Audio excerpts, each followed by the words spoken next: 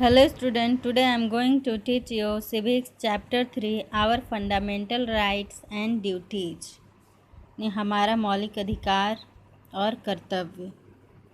सबसे पहले fundamental rights. तो इंडिया में सिटीजन जो है उनको एक निश्चित राइट मिला हुआ है, अधिकार मिला हुआ है, जिससे कि वो उन्हें इक्वालिटी और फ्रीडम जो है उनको मिलता है, ताकि उनका एक्सप्लॉयटेशन यानी उनका शोषण न हो सके। उनको समानता का अधिकार मिला हुआ है, स्वतंत्रता का अधिकार मिला हुआ है, और इन्हीं सब अधिकारों को जो कि उनके शोषण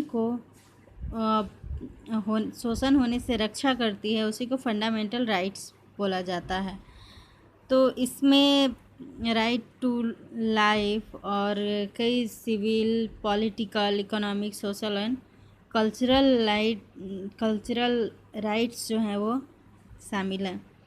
तो फंडामेंटल राइट्स जो है वो प्रत्येक व्यक्ति के लिए, जो भी सिटीजन है, जो भी नागरिक हैं, तो उनकी भलाई के लिए ज़रूरी है, और ये हमारे संविधान के द्वारा दिया गया है। तो गवर्नमेंट जो है इसको आसानी से चेंज नहीं कर सकते हैं, यानी कि ये जो फंडामेंटल राइट्स हैं तो इनको गवर्नमेंट आसानी से चेंज नहीं कर सकते हैं। तो फंडामेंटल राइट्स जो हमारे कॉन्स्टिट्यूशन ने हमें दिया है वो है right to equality, right to freedom, right against exploitation, right to freedom of religion, cultural and educational rights, right of constitutional remedies, right to primary education. सबसे पहला है राइट टू इक्वालिटी। तो सारे जो इंडियन सिटीजन हैं उनको equal right मिला है, बराबर का अधिकार मिला है और मौके भी मिले हैं। हालांकि प्रत्येक जो सिटीजन है उसको, किसी भी सिटीजन को, किसी भी नागरिक को उसको जॉब करने से, किसी भी इंस्टीट्यूशन में पढ़ने से या पब्लिक प्लेस में एंटर करने से नहीं रोका जा सकता है। उनके कास्ट के आधार पे, या फिर वो किसी निश्चित क्षेत्र से आते हैं, या वो किसी निश्चित धर्म के हैं, तो इस आधार पे उनको कोई भी काम करने से नहीं रोका जा सकता है। उनको किसी भी इंस्टीट्यूशन में प्रवेश करने से नहीं रोका जा सकता है, न ही उनको पब्लिक प्लेस में एंटर करने से रोका जा सकता है, चाहे रिच हो या पुअर हो, मेन हो या वीमेन हो।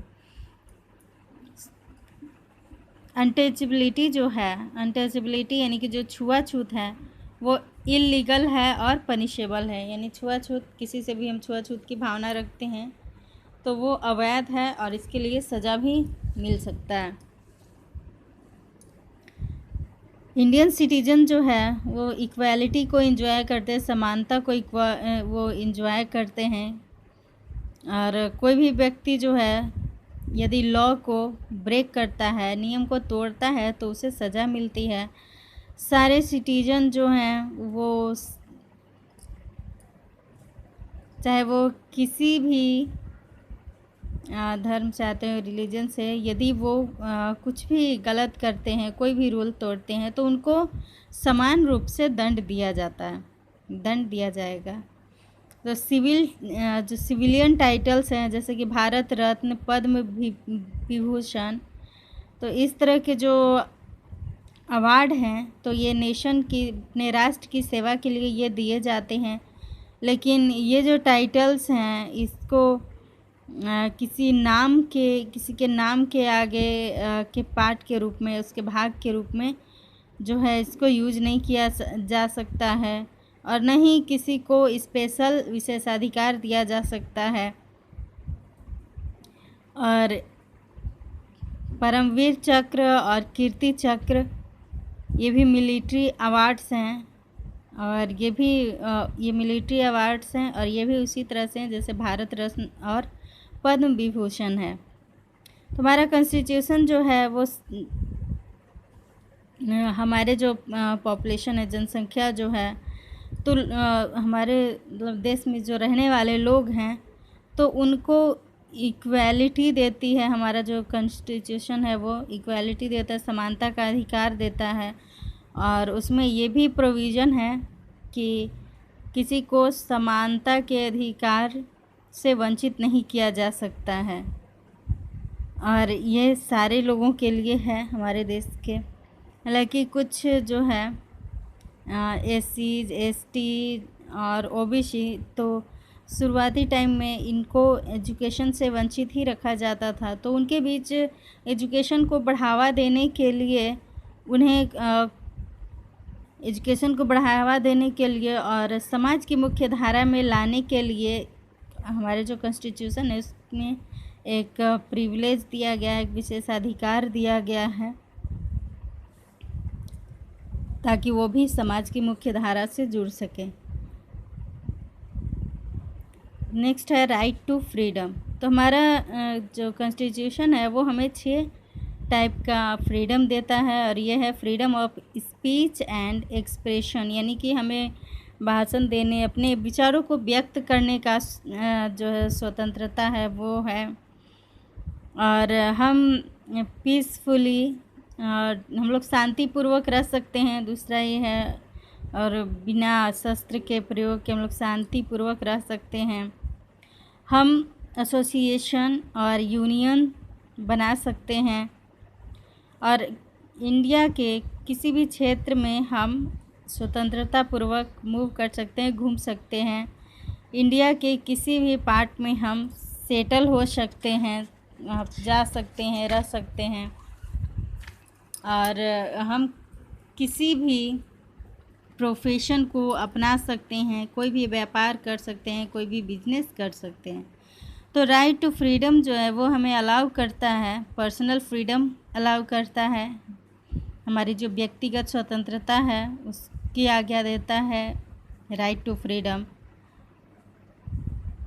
और इस फ्रीडम को हमें एक्सरसाइज करते टाइम, तो इस फ्रीडम का यूज़ करते टाइम हमें ये केयरफुल रहना होगा कि हम दूसरे को दुख न पहुंचाएं, दूसरे की फ्रीडम को, अपनी फ्रीडम के चलते दूसरे की फ्रीडम को नुकसान न पहुंचाएं, और न ही अपने नेशन को नुकसान पहुंचाएं, हम अपने राष्ट्र को नुकसान पहुंचाएं। तो इससे हमें बचना होगा। हमें फ्रीडम इसलिए मिला है कि ताकि हम अपना जो व्यक्तिगत जो स्वतंत्रता है उसका लाभ उठा सकें, न कि किसी दूसरे को नुकसान पहुंचाने के लिए। तो इसलिए कुछ इस फ्रीडम को, जो राइट टू फ्रीडम है, इसकी कुछ रिस्ट्रिक्शन है, कुछ बाधाएं हैं। एग्जाम्पल के लिए हम अपने ओपिनियन को बोलने के लिए, अपने विचारों को व्यक्त करने के लिए फ्री हैं, और ये रिटेन फॉर्म में है, या तो रिटेन फॉर्म में या लिख करके या बोल करके हम व्यक्त कर सकते हैं। हमारे पास फ्री प्रेस है, यानी कि जो आप देखते हैं न्यूज़ वगैरह, तो ये सब मतलब प्रेस जो है फ्री है, उनके ऊपर किसी का भी दबाव नहीं होता है। वो जो सच होता है वो बोलने के लिए वो फ्री होते हैं। तो हम गवर्नमेंट को क्रिटिसाइज़ कर सकते हैं, हालांकि हम बिना किसी रीज़न के किसी को भी क्रिटिसाइज़ नहीं कर सकते जब तक कोई रीज़न ना हो। तो इस तरह से हम पब्लिक गैदरिंग, यानी कि जो पब्लिक गैदरिंग के लिए भी हम फ्री हैं, लेकिन वो पब्लिक गैदरिंग पीसफुली होना चाहिए, शांतिपूर्वक होना चाहिए। और हम एसोसिएशन जैसे कि club, political parties, trade union, तो ये सब बनाने के लिए भी फ्री हैं, और हम इंडिया के किसी भी पार्ट में सेटल हो सकते हैं। लेकिन नॉर्थ ईस्टर्न स्टेट में जो है कुछ रेस्ट्रिक्शन है सेटल होने के लिए। तो और भी जो सेंसिटिव एरियाज हैं तो वहाँ भी सेटल होने के लिए कुछ रिस्ट्रिक्शन है, कुछ बाधाएं हैं। तो हालांकि हम बिजनेस को कहीं भी कैरी कर सकते हैं, फ्री हैं बिजनेस को चलाने के लिए। और जनरल पब्लिक जो है, आम जो जनता है, तो उसके लिए भी कुछ रेस्ट्रिक्शन रखी गई हैं, उनके इंटरेस्ट को ध्यान में रखते हुए कि कहीं कुछ भी गड़बड़ ना हो जाए, कहीं लड़ाई झगड़े वगैरह ना हो जाए। तो संविधान में इन सब के लिए जो है कानून है। राइट टू फ्रीडम जो है वो सिटीजन को इनजस्टिस से बचाता है, यानी किसी के साथ भी, किसी नागरिक के साथ अन्याय होने से, भेदभाव होने से बचाता है। किसी भी व्यक्ति को तब तक सज़ा नहीं दिया जा सकता है जब तक कि उसका क्राइम जो है वो प्रूव ना हो जाए, तब तक उसे सज़ा नहीं दिया जा सकता। और किसी भी व्यक्ति को एक चीज़ के लिए बार बार सज़ा नहीं दिया जा सकता है।